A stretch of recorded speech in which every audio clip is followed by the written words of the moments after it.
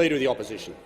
My question is addressed to the Prime Minister, and I refer to his previous answer, when the Prime Minister, in dismissing Malcolm Turnbull's comments this morning, just said that only those with all the facts can make judgments about this matter.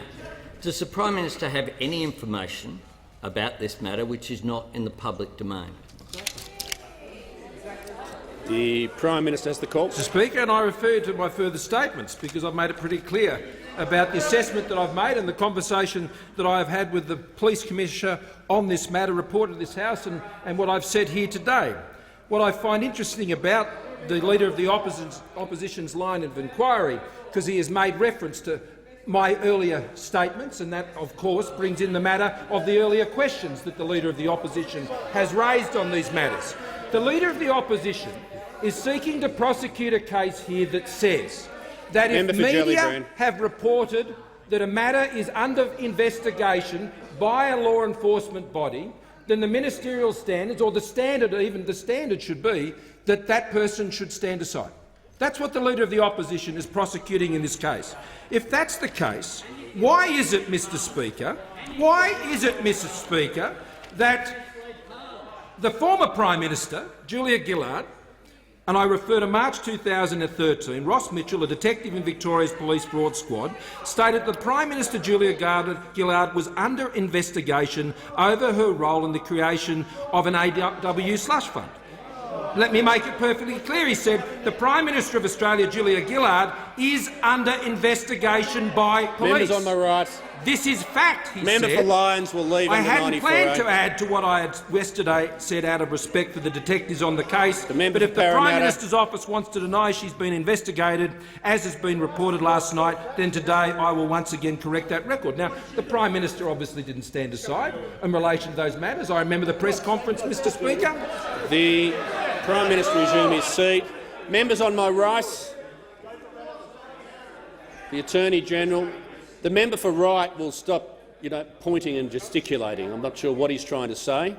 If he actually wants to say something, he needs to rise and stand on a point of order. No, I just don't do sign language, OK?